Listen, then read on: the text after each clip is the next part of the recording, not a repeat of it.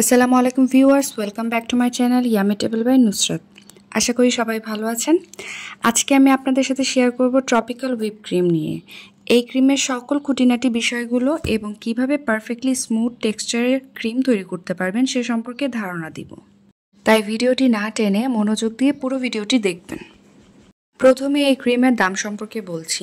ইতোমধ্যে আমার ভিডিওর ক্যাপশনে আপনারা দেখেছেন দামে কম মানে ভালো। হ্যাঁ, অবশ্যই এই ক্রিমটা অন্যান্য ক্রিম তুলনায় বেশ রিজনেবল এবং টেস্টটাও খুব ভালো। আপনারা এটা বিভিন্ন সুপার শপে পেয়ে যাবেন, তবে এক এক জায়গায় এক এক রকম প্রাইসে সেল করে। এভারেজ প্রাইস হচ্ছে 250 থেকে 350 টাকার মধ্যেই এটা পেয়ে যাবেন। এই একটা প্যাকেট প্রায় 1 কেজির মতো এবং এটা হালাল। এই 1 কেজির একটা প্যাকেট দিয়ে আপনারা 1 পাউন্ডে 4 থেকে 5টা কেক ডেকোরেশন করতে পারবেন। এবং এই ক্রিমের কোনো এক্সপায়ারি ডেট দেওয়া থাকে না। ক্রিমের প্যাকেটে যে ডেটটা লেখা থাকে সে ডেট থেকে আপনি 1 বছর পর্যন্ত, অর্থাৎ খোলার পরে 1 বছর পর্যন্ত ইউজ করতে পারবেন।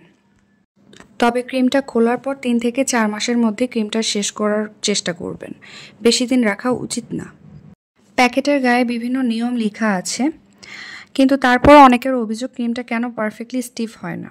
তাই আমি আজকে আপনাদেরকে বলবো কিভাবে পারফেক্টলি স্টিফ হবে। আর এই ক্রিমটা অবশ্যই ডিপ ফ্রিজে সংরক্ষণ করতে হবে। প্রথমে যখন দোকান থেকে আপনি ক্রিমটা কিনবেন তখন প্রথমে এনে আপনি এটা ডিপ ফ্রিজে সংরক্ষণ করবেন। একদিন পর ডিপ ফ্রিজ থেকে বের করে অন্তত 3 থেকে 4 ঘন্টা আগে নর্মাল ফ্রিজে রাখবেন। রাখার পর ক্রিমটা যখন দেখবেন বরফ ঠান্ডা অবস্থায় চলে এসেছে তখন ক্রিমটা আপনি বের করে ইউজ করবেন। প্যাকেটের গায়ে দেখুন লেখা আছে টু ওপেন, এখান থেকে খুলতে হবে। আর প্যাকেটটা খোলার আগে অবশ্যই ভালো করে ঝাঁকিয়ে তারপর প্যাকেটটা খুলবেন।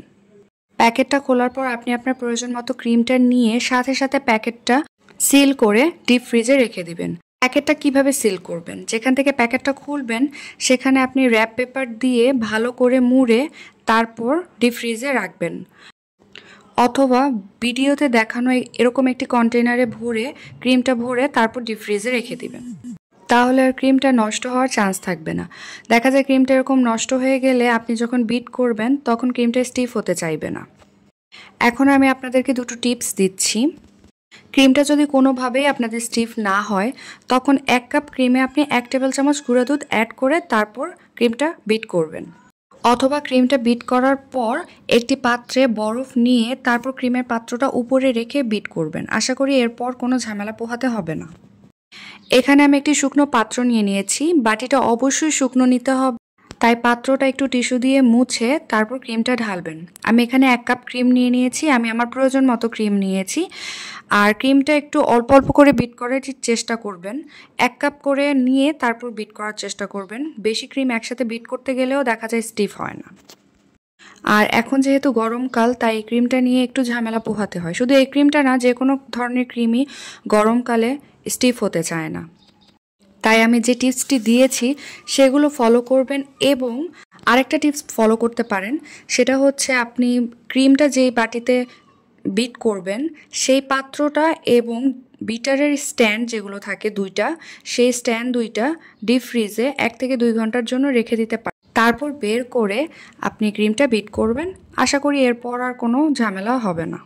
আর ক্রিমটা যখন বিট করা শুরু করবেন তখন বিটারের স্পিডটা মিডিয়াম টু লো স্পিডে 10 থেকে 15 সেকেন্ড বিট করবেন। তারপর স্পিডটা মিডিয়াম টু হাই স্পিডে দিয়ে একদম ফার্স্ট টু লাস্ট পর্যন্ত সেম স্পিডে ক্রিমটা বিট করে যাবেন। এবং বিট করার সময় বিটারটা মাঝে মাঝে অফ করে নেবেন, নয়তো আপনার বিটারটা নষ্ট হয়ে যেতে পারে। এই ক্রিমটা খুব দ্রুত স্টিফ হয়ে যায়, বেশি একটা সময় লাগে না, 4 থেকে 5 মিনিটের মতো সময় লাগে। তবে এক একজন এক এক ব্র্যান্ডের বিটার যেহেতু ইউজ করেন তাই এক একজনের সময় এক এক রকম লাগতে পারে, তবে 7 থেকে 8 মিনিটের বেশি লাগার কথা না। এই ক্রিমটা খুবই স্মুথ টেক্সচারের হয়ে থাকে। ক্রিমটার টেস্টটাও খুব ভালো। এছাড়াও অনেক ক্রিম আছে, যেমন ইনস্টা হুইপ আছে, ভিভো ক্রিম আছে, এভার হুইপ আছে। সব ধরনের ক্রিমের টেস্টই ভালো, তবে এটা দাম অনুযায়ী অন্যান্য ক্রিম থেকে এটা আমার কাছে বেস্ট মনে হয় এবং আমি সবগুলো কেক এই ক্রিমটা দিয়েই ডেকোরেশন করে থাকি। এখন ক্রিমটা পারফেক্টলি স্টিফ হয়েছে কিনা কিভাবে বুঝবেন?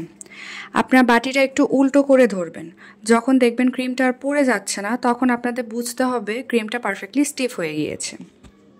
ঠিক এই টাইপের স্টিফ হওয়ার পর আপনি ডিরেক্ট কেকের মধ্যে ডেকোরেশন করতে পারবেন, অথবা এই ক্রিমটা আপনি ডিপ ফ্রিজে 2 থেকে 3 ঘন্টা, অথবা আপনার হাতে যদি সময় না থাকে আধা ঘন্টা অথবা 1 ঘন্টা রেখে বের করে তার কেক ডেকোরেশন করলে খুব ভালো রেজাল্ট পাবেন।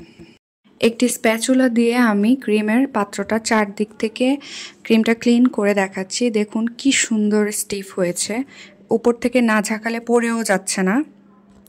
অনেক সময় আমাদের হাতে সময় থাকে না, তাই আপনারা চাইলে আগের দিন রাতে ক্রিমটা এরকম বিট করে একটা এয়ারটাইট কন্টেইনারের মধ্যে রেখে ডিপ ফ্রিজে সংরক্ষণ করতে পারবেন, অথবা নর্মাল চেম্বারে রেখেও সংরক্ষণ করতে পারেন। তবে অবশ্যই পরদিন ক্রিমটা ডেকোরেশন করে ফেলবেন, নয়তো আবার ক্রিমটা নষ্ট হয়ে যেতে পারে। আমি চেষ্টা করেছি আপনাদের সাথে সকল টিপস অ্যান্ড ট্রিক্সগুলো শেয়ার করতে।